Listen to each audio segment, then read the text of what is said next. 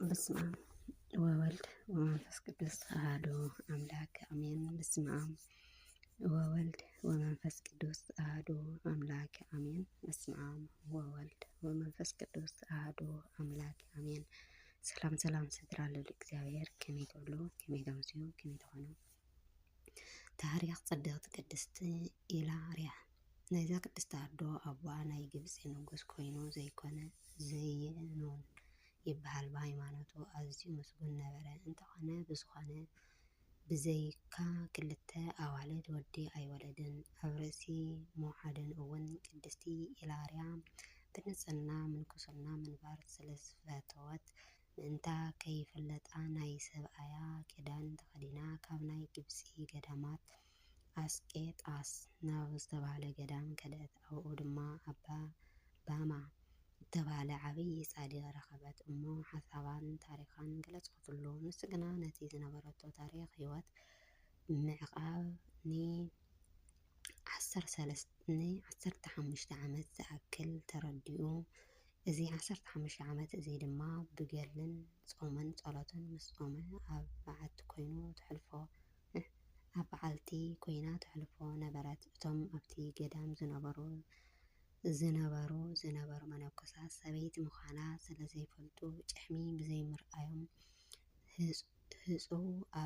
ህፁ ኣባ ኢላርያ እናበሉ ይፅውዕዋ ነበሩ።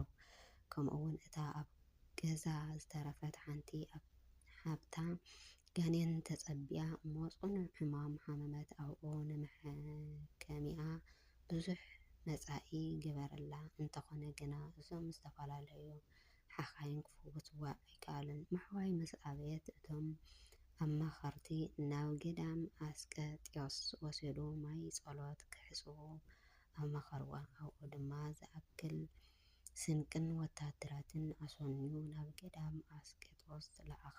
ከምዚ ዝስዕብ መልእኽቲ ድማ ናብቶም ቅዱሳን ኣባታት ጽሒፉ ለኣኸ። ኦ ኣቦታተይ ገዳማውያን ሓዘነይ ርኢኹም ብጸሎትኩም ርድኡኒ። እግዚኣብሔር ክልተ ኣዋልድ ሂቡኒ ነይሩ። እታ ሓንቲ ካብ ዓለም ሃዲማ ናበይ ከም ዝኸደት ኣይፈለጥኩን። ሕጂ ድማ እታ ሓንቲ ዝተረፈት መጽናዕኒት ክትኮነኒ ዝተጸበኽዋ ጋኔን ስለ ዝሓዛ ብጸሎትኩም እግዚኣብሔር ክፍውሳ ንገረለይ ኢሉ ዓብይ ልባም ሂቡ ኣፋነዎም።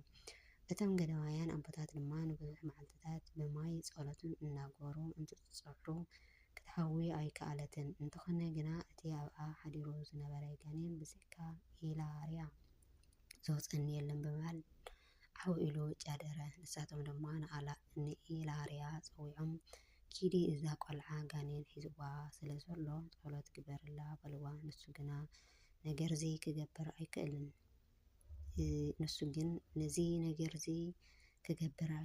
እየ። ኣነ በዓል ብዙሕ ሓጢኣት ስለ ዝኾንኩ ብቻኦም ሕደጉኒ እንተበሎም ክቕበልዎ ኣይከኣሉን። ገዲፎምሉ ደኣ ከዱ። ሽዑ ኢላርያ ናብ በዓቲ ወሲዱ ጸሎት ምስ ጸለየትላ ኣብ ውሽጢ ሓጺር መዓልቲ እቲ ኣብኣ ሓዲሩ ዝነበረ መንፈስ ርኩስ እዩ እናበለ ካብኣ ነፊሩ ጠፍአ። ቅድስቲ ኢላርያ ግና ሃብታ ምዃን ስለ ዝፈለጠት ተልዓልን ትዕላማን ትስዕማን ነበረት። ውፅእ ኢላ ከዓ ንበይና ትበኪ ነበረት። ንሳ ግና ሃብታ ምዃና ኣይፈለጠትን። ድሕሪዚ ቅድስቲ ኢላርያ ናብቶም ቅዱሳን ኣቦታት በሉ ብጸሎትኩም እግዚኣብሔር ፈዊስዋ እሞ ውሰድዋ በለቶም። ንሳቶም ድማ ብሰላም የእትኺ ኢሎም ናብ ኣባ ኣፋነዋ። ኣብ ቤተ ኣባ ምስ በጽሐት ንጉስ ዘይኑን ምስቶም መኳንንቲ ኣዝዮም ተሓጐሱ። ንእግዚኣብሔር ድማ ኣመስገኑ። ድሕሪዚ ኣብኣ ከመይ ነርኪ ጓለይ ኣብቲ ገዳም ኢሉ ምስ ሓተታ ንዓይ ዘሕወየኒ ኣባ ኢላርያ እዩ ዝበሃል። ንሱ ኣዝዩ ይፈትወኒ እዩ ነይሩ ይስዕመኒ ድማ ነይሩ ምስ በለቶ ልቦታውከ ፈላሲ ዶ ንሰበይቲ ክስዕማ ይግባእ እዩ ኢሉ ሓሰበ። ሓሳቡ እውን ኣይተረፈን። ወታሃደራት ናብ ገዳም ኣስቆንጥስ ዝኸዱ መዲቡ ነቶም ገዳም ኣስቆንጥስ ነታ ጓለይ ዝፈወሰ ኣባ ኢላርያ ክባርኸኒ ስለ ዝደለኹ ስደዱለይ ክብል ለኣኸ። ድሕሪዚ እቶም ኣቦታት ቅዱሳን ናብ ኣባ ኤላርያ መጺኦም ንጉስ ጸዊዕኺ ክትከዲ ኢሎም ምስ ኣዘዝዋ ብርቱዕ ብኽያት በኸየ በጃኹም መሓሩኒ እናበለት እውን ኣብ እግሮም ወዲቓ ንሳቶም ድማ ጻድቕ ንጉስ እዩ መፍቀሪ ቤተ ክርስቲያን ድማ እዩ በቲ መጽሓፍቲ ዝእዘና ከዓ ትእዛዝ ንጉስ ክንኣቢ ኣይንኽእልን ኢና ኢሎም ምስ ኣበይዋ ናብቲ ንጉስ ኣብኡ ብዘይ ፍቓዳ ተገዲዳ ኸይዳ ናብቲ ቦታ ምስ በጽሐ ንጉስ ኩሎም እቶም መነኮታት ይቕበልዎ እሞ ኩላቶም በረከቱ ተኻፊሎም ምስ ከዱ እቲ ንጉስ በይኑ ኮይኑ ክሓተኪ እየ ጸዊዕኪ ዘለኹ ሓንቲ ነገር ኣብ ልበይ ቄር ዝበለትኒ ስለ ዘላ እያ ንሳ ድማ ንጓለይ ትስዕማ ነይርካ ስለዚ እዚ ምስጢር እዚ ክትገልጸለይ እደሊ ኣለኹ ክብል ሓተታ እዚ ክሓታ እታ ኣዲኣ ንግስቲ ምስኡ ነይራ በሉ ነዚ ሕቶ እዚ ክምልሰልኩም እንተደሊኹም መጽሓፍ ቅዱስ ኣምጽኡ ቅድሚ ቃል መሓዝ ክትፍጽሙለይ ምክንያቱ እቲ ምስጢር እንተነጊራኩም